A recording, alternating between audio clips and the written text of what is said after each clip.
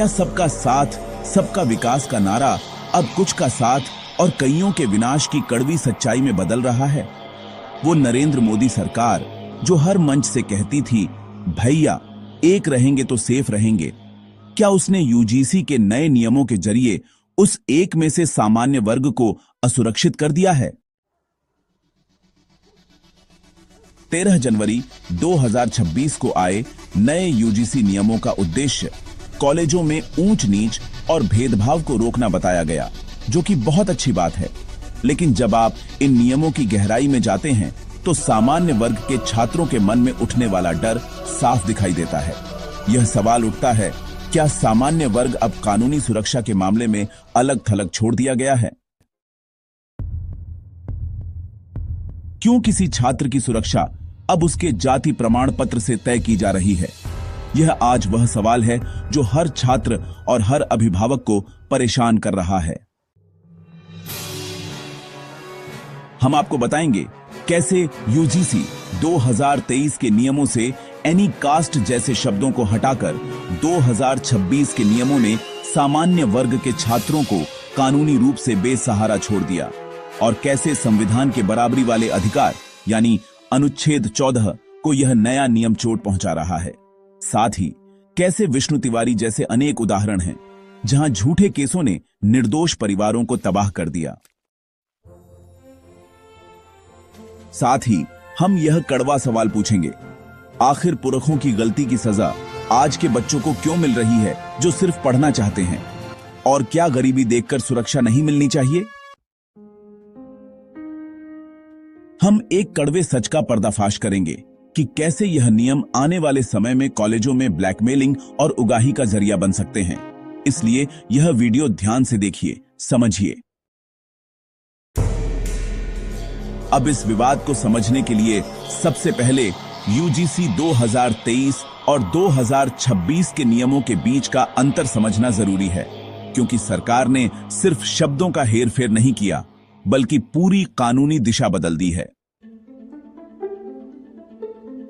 2023 की UGC guidelines में एक व्यापक और समावेशी दृष्टिकोण अपनाया गया था। उस दस्तावेज में स्पष्ट रूप से कहा गया था कि किसी भी छात्र के खिलाफ होने वाला भेदभाव अपराध की श्रेणी में आएगा, यानी न्याय का दरवाजा सभी के लिए खुला था। सुरक्षा किसी जाति पर निर्भर नहीं थी। अगर किसी कैंपस में किसी ब्राह्मण, राजपूत या किसी भी सामान्य वर्ग के छात्र को उसकी पृष्ठभूमि के चलते प्रताड़ित किया गया तो पुराने नियम उसे भी सुरक्षा देते थे। लेकिन 2026 में नियमों का ढांचा पूरी तरह बदल दिया गया।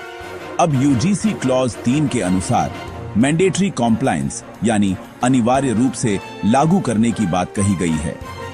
इसका मतलब यह है कि विश्वविद्यालय प्रशासन के पास कोई विकल्प नहीं रहेगा।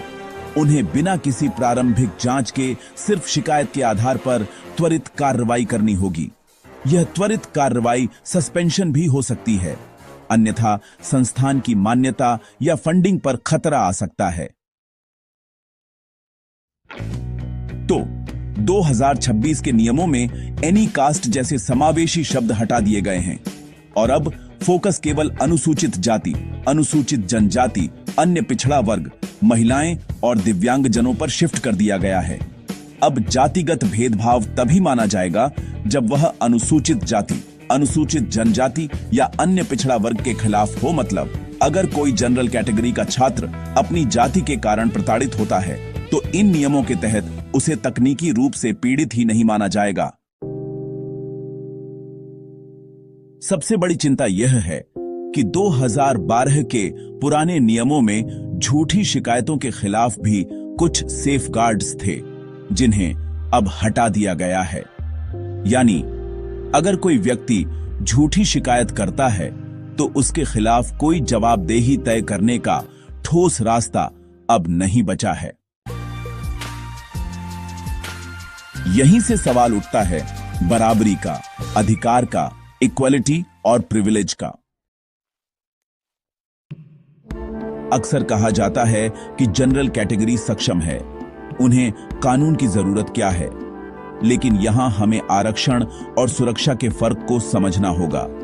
आरक्षण अवसरों की समानता के लिए है, ताकि ऐतिहासिक रूप से पिछड़े वर्गों को आगे लाया जा सके। लेकिन सुरक्षा एक बुनियादी मानव अधिकार है। हमें मानना होगा कि कैंपस में एससी, एसटी, ओबीसी छात्रों के साथ होने वाले वास्तविक भेदभाव को रोकना बेहद जरूरी है। यह बहुत अच्छी बात है।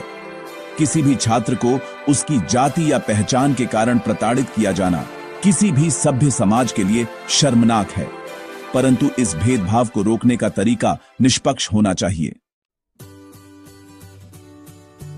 जनरल कैटेगरी के छात्र कोई विशेष फायदा नहीं मांग रहे हैं, वे बस इतना कह रहे हैं, मोदी जी, हमें न्यूनतम कानूनी कवच दीजिए जो एक नागरिक के नाते सबको मिलना चाहिए। आरक्षण अवसर की बात है, सुरक्षा अधिकार की, दोनों को मिलाना बौद्धिक बेईमानी है। अगर समानता का अर्थ यह है कि एक पक्ष को बचाने के लिए दूसरे को असुरक्षित छोड़ दिया जाए, तो माफ कीजिए मोदी जी, यह इक्विटी नहीं बल्कि नीतिगत असंतुलन है। सरकार का सबसे बड़ा तर्क है कि वंचित वर्गों को सुरक्षित माहौल की जरूरत है, क्योंकि समाज में भेदभाव की जड़ें पुरानी हैं और सवर्ण वर्ग ऐतिहासिक रूप से शोषक रहा है। पर आज के बदलते भारत में यह सोच गलत है, क्योंकि जो बच्चा आज स्कूल या कॉलेज जा रहा है, उसे क्या पता कि उसके परदादा या दादा ने जीवन में क्या किया था। किसी मासूम को उन कर्मों की सजा देना जो उसने किए ही नहीं, यह प्राकृतिक न्याय के खिलाफ है। अगर हम पूर्वजों की गलती के लिए आज की पीढ़ी को जिम्मेदार ठहराएंगे, तो यह सिलसिला कभी खत्म नहीं होगा। इस लॉजिक से तो हमें ब्रिटिशों से भी नफरत करनी चाहिए, क्योंकि उन्होंने हमें गुलाम बनाया, कोहिनूर ले गए, हमारे संसाधन लूटे, या फिर मुस्लिम शासकों से जिन्होंने इतिहास में मंदिर तोड़े, अत्याचार किए। क्या आज के मुसलमान बच्चों को उसके लिए दोषी ठहराया जा सकता है? नहीं साहब, समाज वक्त के साथ आगे बढ़ता है। बच्चों को उनके जन्म के आधार पर दोषी मान लेना न्याय नहीं, प्रतिशोध की राजनीति है। हकीकत यह है कि आज जनरल कैटेगरी का भी बड़ा हिस्सा ईडब्ल्यूएस यानी आर्थिक रूप से कमजोर है। उनके पास न बड़े लोगों के फोन नंबर हैं, न महंगे वकील करने के पैसे। जब कानून एक तरफा होता है, तो यह गरीब सवर्ण बच्चा पूरी तरह बेबस हो जाता है। नए नियमों में शिकायत अनुभव या महसूस होने के आधार पर की जा सकती है, पर न्याय तो हमेशा ठोस सबूतों पर होना चाहिए। सुप्रीम कोर्ट ने अनरेश बनाम बिहार राज्य 2014 में साफ कहा था कि बिना ठोस आधार की गई गिरफ्तारी या सख्त कार्रवाई न्याय को प्रताड़ना का हथियार बना देती है। कोर्ट ने चेतावनी दी थी कि ऐसा करने से चेक एंड बैलेंस का सिद्धांत खत्म हो जाता है। यूजीसी के नए नियम इसी चेतावनी की धज्जियां उड़ाते नजर आते हैं। संविधान का अनुच्छेद 14 कहता है कि राज्य किसी भी व्यक्ति को कानून के समक्ष समानता या समान संरक्षण से वंचित नहीं करेगा। सुप्रीम कोर्ट ने भी साफ तौर पर कहा है कि कानून के सामने बराबरी संविधान की मूल संरचना है। लेकिन यूजीसी के 2026 के नियम एक बड़ा संवैधानिक सवाल खड़ा करते हैं। अगर कोई नियम किसी वर्ग को सिर्फ उसकी जाति के आधार पर पीड़ित बनने के अधिकार से बाहर कर दे, तो यह सीधे तौर पर संविधान की आत्मा पर हमला है। नेशनल क्राइम रिकॉर्ड ब्यूरो के आंकड़े बताते हैं कि खास श्रेणी के कानूनों में झूठी शिकायतों की दर काफी ज्यादा रही है। तो फिर यूजीसी ने सुरक्षा उपाय जोड़ने के बजाय उन्हें हटाया क्यों? क्लॉज 10 के तहत जो सजा का प्रावधान है, जैसे यूनिवर्सिटी की मान्यता रद्द करना, वह इतना सख्त है कि कोई भी प्रशासन सच की जांच करने के बजाय खुद को बचाने के लिए जनरल कैटेगरी के छात्र को तुरंत सस्पेंड कर देगा। यह समानता लाने का प्रयास नहीं है मोदी जी, बल्कि एक ऐसी व्यवस्था बनाने की कोशिश है जहां सुरक्षा यूनिवर्सल नहीं बल्कि सेलेक्टिव हो रही है, और इसका परिणाम होगा ब्लैकमेलिंग और इंस्टीट्यूशनल एक्सटॉर्शन। जब किसी छात्र को यह पता होगा कि उसकी सिर्फ एक शिकायत किसी सवर्ण छात्र का करियर मिट्टी में मिला सकती है और झूठी शिकायत साबित होने पर भी उसे कोई सजा नहीं मिलेगी, तो यह स्थिति ब्लैकमेलिंग के लिए उपजाऊ जमीन बन जाएगी। कॉलेजों की राजनीति, छात्र संघ चुनाव या टॉपरों के बीच प्रतिस्पर्धा में जातिगत भेदभाव का आरोप लगाना सबसे आसान हथियार बन जाएगा। यह तुरंत न्याय नहीं बल्कि समरी जस्टिस होगा, जहां आरोपी को अपनी बेगुनाही साबित करने का मौका भी नहीं मिलेगा। तो सवाल है मोदी जी, क्या हम अपनी यूनिवर्सिटीज को शिक्षा के केंद्र के बजाय कानूनी युद्ध का मैदान बनाना चाह रहे हैं? ललितपुर के विष्णु तिवारी का मामला याद रखिए। बिना जांच के झूठे SC/ST एक्ट में फंसाया गया, 20 साल जेल में रहे और जब बरी हुए तब तक उनका सब कुछ खत्म हो चुका था। क्या UGC के ये नए नियम ऐसे और विष्णु तिवारी पैदा नहीं करेंगे? अदालतें बार बार चेतावनी दे चुकी हैं कि सख्त कानूनों का इस्तेमाल अब निजी दुश्मनी और ब्लैकमेलिंग का जरिया बन रहा है। अगर सरकार ने इसे नजरअंदाज किया तो आने वाले विष्णु तिवारियों के लिए गुनहगार आप भी होंगे, चाहे प्रत्यक्ष रूप से न सही पर अप्रत्यक्ष रूप से जरूर। यह मेरिट बनाम आइडेंटिटी की लड़ाई है। अगर शिक्षा योग्यता के बजाय जातिगत पहचान का पैमाना बन गई तो सबसे बड़ा नुकसान देश के भविष्य का होगा। भारत की सबसे बड़ी ताकत उसकी युवा शक्ति है। जब एक होनहार छात्र देखेगा कि उसका भविष्य किसी महसूस की गई शिकायत पर निर्भर है और उसके पास खुद को बचाने का कोई कानूनी कवच नहीं, तो वह भारत के बजाय विदेश जाना पसंद करेगा। यह ब्रेन ड्रेन भारत को बौद्धिक रूप से कंगाल कर देगा। कैंपस को जातिगत रंजिश का अखाड़ा बनने से रोकने के लिए तथ्य, सबूत और जवाबदेही को सबसे ऊपर रखना होगा। जहां प्रोफेसर किसी छात्र को डांटने से डरें कि कहीं उन पर भेदभाव का आरोप न लग जाए, वहां शिक्षा नहीं, ओबीडियंस यानी आज्ञाकारिता पैदा होती है। क्या यही आप चाहते हैं मोदी जी? क्या ऐसे ही हम विश्व गुरु बनेंगे? इस नियम से तो नहीं।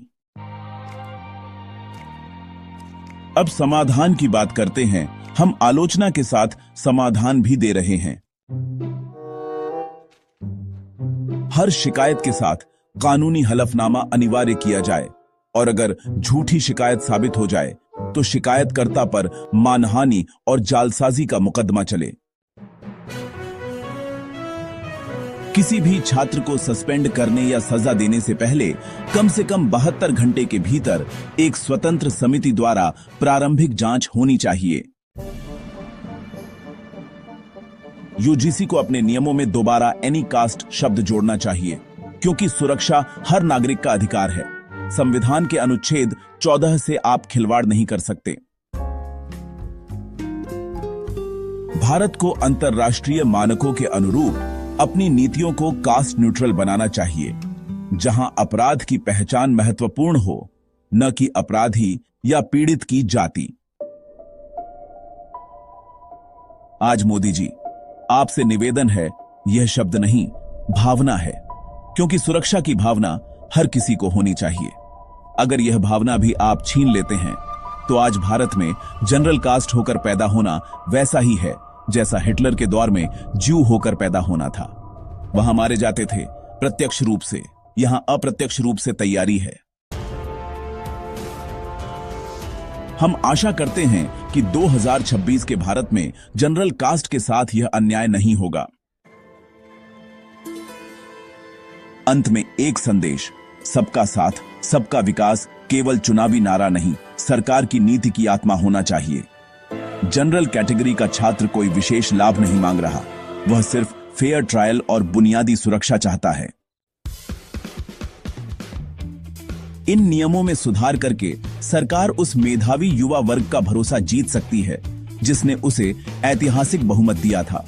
एक रहेंगे तो सेफ रहेंगे का मंत्र तभी तक सार्थक होगा जब कानून की नजर में हर छात्र की जान, करियर और आत्मसम्मान बराबर होगा।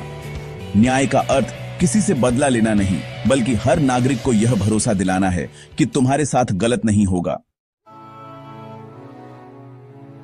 यही लोकतंत्र है, यही संविधान की मूल मर्यादा है। जय हिंद, जय भारत, नमस्कार।